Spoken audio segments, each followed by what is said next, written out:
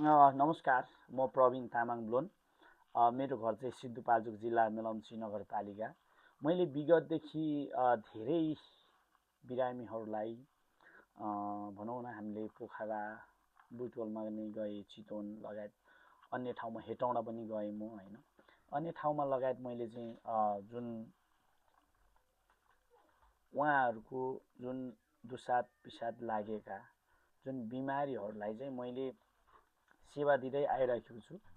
र हामी कहाँ चाहिँ अब कस्तो कस्तो उपचारहरू हुन्छ भन्दा जुन तान्त्रिक विधि र दैविक शक्तिबाट हुने कार्य र जुन चाहिँ दुसाद पिसादहरू हामीले पन्छाउन सक्ने कार्य होइन, इत्यादि कुराहरू हुन्छ। र हिमालय जडीबुटीहरूबाट गर्ने कुराहरू पनि हामीले चाहिँ उपचारहरू पनि गर्छौँ। तसर्थ किनकि कतिपयले चाहिँ तपाईँ कहिलेदेखिको झाँक्री हो भनेर पनि सोध्नु हुँदो रहेछ होइन।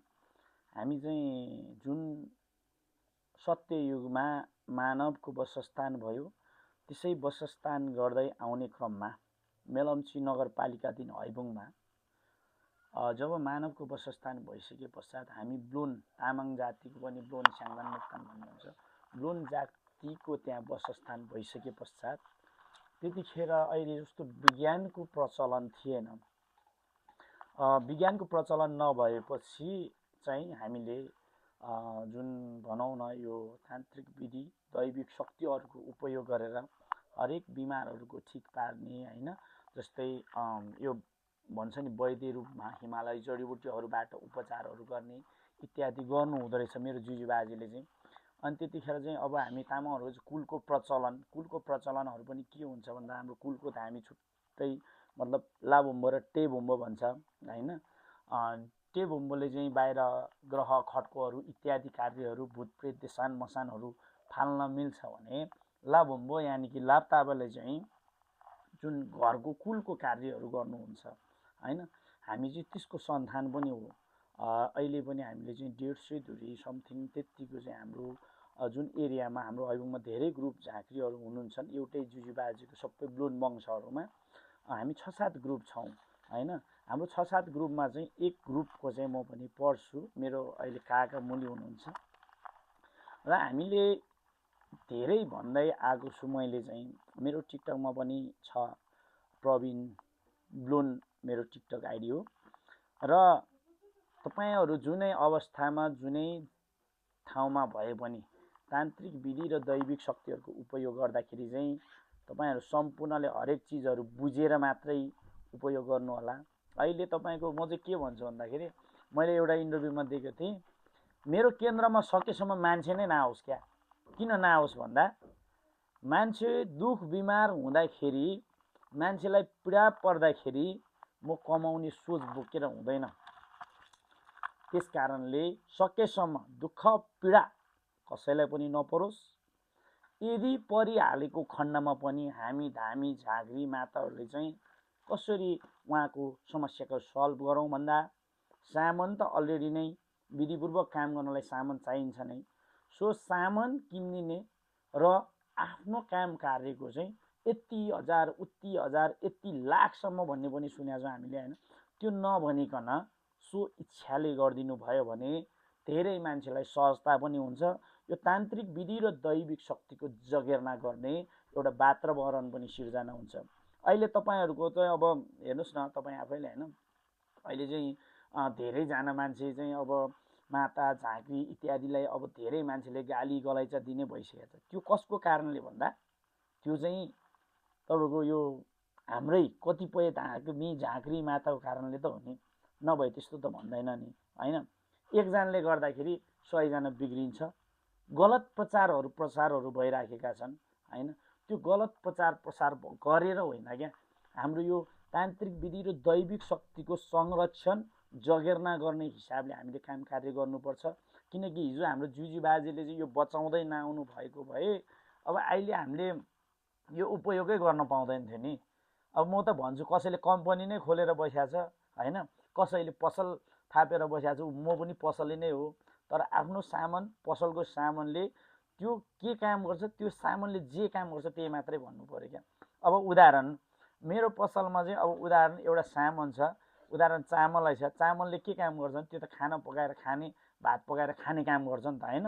तर कतिपय धामी झाँक्रीले चाहिँ के भनिदिएको छ भने यो चामल खायो भने तपाईँको अनुहारै टल्किन्छ होइन, उस्तै पनि तपाईँको 4वटा हातै हालिदिन्छ भन्ने यस्ता वाहियात कुराहरू गरेर नै अहिले धेरै धामी झाँक्रीले गरेर यो तान्त्रिक विधि र दैविक शक्तिलाई चाहिँ गलत प्रचारहरू सिर्जना भइराखेको मैले देखेको छु।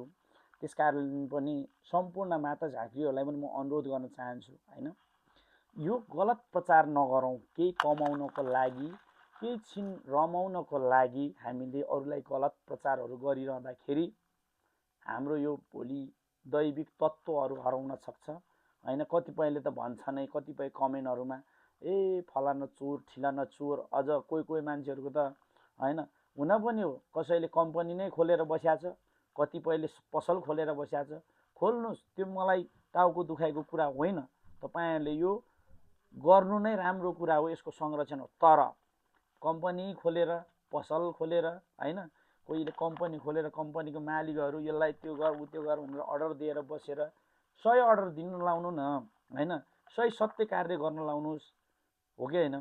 त्यस कारणले त्यो कार्य गर्दै गयो भने, गलत प्रचार गर्दै गयो भने हाम्रो यो जुन अहिले धेरै जस्तो चाहिँ मैले माता झाँक्रीलाई म सम्मान गर्छु, सबैजना त होइन, तर धेरै जस्तो माता झाँक्री चाहिँ पैसाकै लागि बन्या माता झाँक्रीहरू मैले भेटेको छु, देखेको छु होइन। एउटै कामको 90,000, एउटै कामको 1.5 लाख होइन, एउटै कामको 7 लाखसम्म लिने, 24 घन्टा ग्यारेन्टी, 72 घन्टा ग्यारेन्टी भन्ने धेरै माता झाँक्रीहरू हामीले देखेका छौँ। तर म पनि एउटा कुरा तपाईँहरूलाई म जहाँ पनि डिबेट गर्न सक्छु, तान्त्रिक विधि र दैविक शक्ति भनेको सबै धामी झाँक्री मातालाई थाहा छ, अदृश्य शक्ति हुन्। अदृश्य शक्ति भनेको आँखाले नदेख्ने शक्ति। आँखाले नदेख्ने शक्ति चाहिँ 100% ग्यारेन्टी, यति घन्टा यति समय भन्ने चाहिँ हुँदैन। हेर्नुहोस् है, किन हुँदैन भन्दाखेरि हामीले काम कार्य गरिरहँदाखेरि जस भाग्यको कुरा हो, त्यो तान्त्रिक विधि र दैविक शक्ति हामीले युज गरिरहँदाखेरि जुन भगवानलाई, देवी देवतालाई पुकार गरेर देवी देवतालाई चाहिँ उठाएर लगाउने चिज, तपाईँ मानव त फुर्सद भएन भने, तपाईँले भनेको बेलामा काम गर्न सकिँदैन भने देवी देवता पनि त बिजी हुनसक्छ, हामी जस्तै त हुनुहुन्छ होला।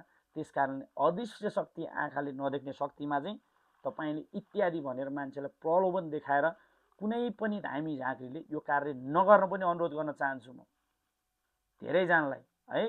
धेरैजना, सबैजना त्यस्तै छ भन्ने पनि होइन, धेरै राम्रा झाँक्रीहरू हुनुहुन्छ।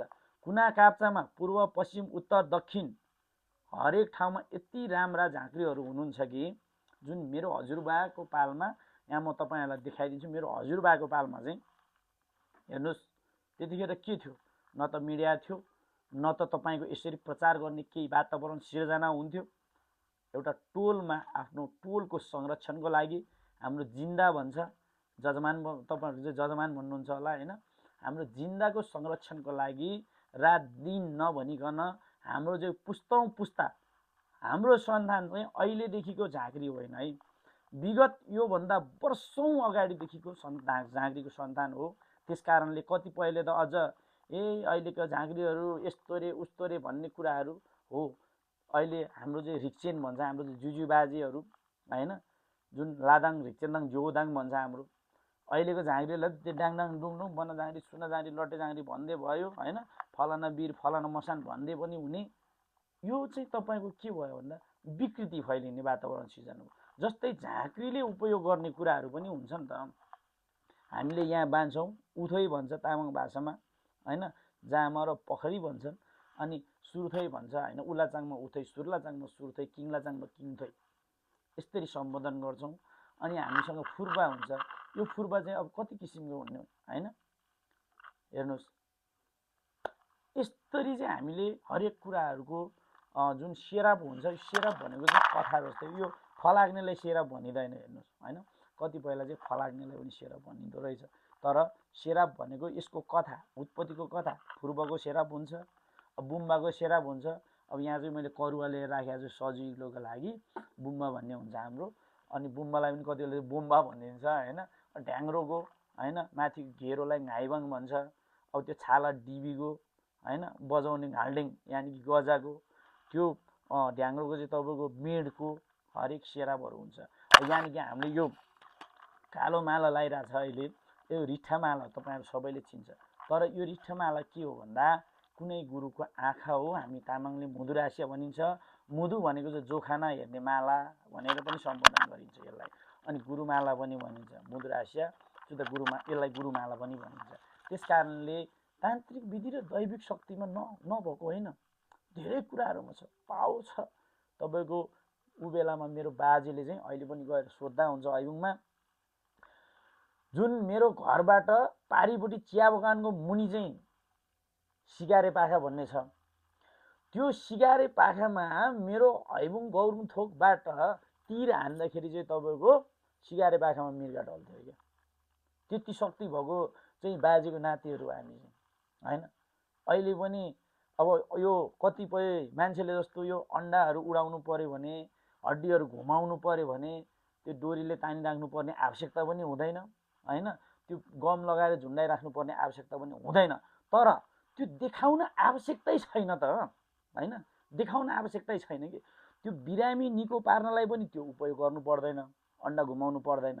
त्यो बिरामी निको पार्नलाई हड्डी घुमाउनु पनि पर्दैन। त्यस कारण त्यो उपयोगै नभएपछि त्यो अरूलाई भ्रम छरेर, अरूलाई चाहिँ देखावटी गरेर हामीले यो कार्य गर्नुपर्ने आवश्यकता हुँदैन। तर झाँक्रीले गर्नै नसक्ने होइन, गर्न सकिन्छ। तर त्यसको उपयोग गर्नलाई आवश्यकतै नभएपछि त्यो मलाई खासै आवश्यकता लाग्दैन। र यो धेरै धामी झाँक्रीले चाहिँ हामीले यस्तो गरे उस्तो गरे हो, गर्नुपर्छ, तपाईँले गरेको राम्रो कुरा हो। तर यहाँ त अब सम्मान गर्छु सबैजनालाई होइन। मैले अघि नै भनिहालेँ, तान्त्रिक विधि र दैविक शक्तिको उपयोग भनेको सही कर्म सही ठाउँमा सही व्यक्तिलाई गर्नुपर्छ। यी कुराहरू चाहिँ तपाईँहरू सम्पूर्णले म माता झाँक्रीलाई फेरि पनि भन्न चाहन्छु, धेरै धेरै धन्यवाद तपाईँलाई आइदिनु भएकोमा होइन। म अझै पनि भन्न चाहन्छु, हामीले यो बचाएर राख्यो भने भोलि हाम्रो छोराछोरीको लागि बच्छ। हामीले अहिले कमाउनको लागि गलत प्रचार गर्दै गयो भने हामीले यो बचाउन सम्भावना छैन। त्यस कारणले सही कुरा बताउनुहोस्। यो मात्रै हुन्छ भन्नुहोस् न, काम गर्ने नगर्ने उहाँहरूको इच्छाको कुरा हो। र काम गरेको पैसा यति उति भन्ने नतोक्नुहोस् होइन। सामान किन्न लाउनुहोस्, सामानको पैसा त लाग्छ नै। अब मैले सबैजनाको सामान किन्न सक्ने त हुँदैन। तर मैले के गरेको छु भन्दाखेरि, कसैको छोराछोरी छैन, बुढी मान्छे हुनुहुन्छ, त्यसलाई म आफैले किनेर सामान हालिदिन्छु। कसैको बाउआमै छैन, सानो बच्चाहरू छ, बिरामी भइराखेको छ भने म उसको सामानहरू किनेर म आफै पूजा गरिदिन्छु। इत्यादि कुराहरू चाहिँ हामी गर्न सक्छौँ। अब सबैजनालाई गर्न सक्ने त सम्भावना हुँदैन, त्यो सिधा कुरा। म चाहिँ सिधा मान्छे, सिधा कुरा। त्यसैले तान्त्रिक विधि र दैविक शक्तिको उपयोग गर्दाखेरि मैले बारम्बार मेरो टिकटकमा नि भन्ने गरेको छु, तपाईँहरूले सम्पूर्ण कुराहरू बुझेर मात्रै गर्न पनि आग्रह गर्न चाहन्छु म चाहिँ मेरो यो भिडियो मार्फत। र हामीले अब केही समय पछाडि चाहिँ मैले अब भनौँ न हाम्रो पोखरा काठमाडौँ दुई ठाउँमा छ मेरो केन्द्र चाहिँ। तपाईँहरूलाई केही यताउति समस्याहरू पर्यो भने, तान्त्रिक विधि र दैविक शक्तिको केही कुराहरू समस्या पर्यो भने हामीलाई सम्झिन सक्नुहुन्छ। तपाईँलाई छोप्ने, काम्ने, बरबराउने, तपाईँहरूको जिउ दुख्ने, तपाईँहरूको चाहिँ यताउति कुराहरू भयो भने होइन, तपाईँहरू झमझमाउने, तपाईँहरूको घर बान्नु कामहरू, जुनै पनि ठाउँको लागि पनि हाम्रो चाहिँ सेवा सुविस्ता रहेको छ। हामी होम सर्भिसको पनि व्यवस्था छ, हाम्रो छुट्टै टिम छ। तपाईँहरूलाई घर बान्नु पर्ने, घरमा दुसात पिसातले सताइराखेको छ, घरमा केही आवाजहरू आइराखेको छ भने पनि हामी तपाईँहरूलाई चाहिँ हामी त्यो कुराहरूको सल्भ गर्नको लागि हामी आतुर छु, तयार छु। हाम्रो टिम अलरेडी भइसकेको छ। सम्पर्क गर्न सक्नुहुन्छ 9818394452 9818394452 मा सम्पर्क गर्नुहोस्। र तपाईँहरूलाई हामी आश्वासन देखाएर होइन, काम गरेर देखाउँछौँ।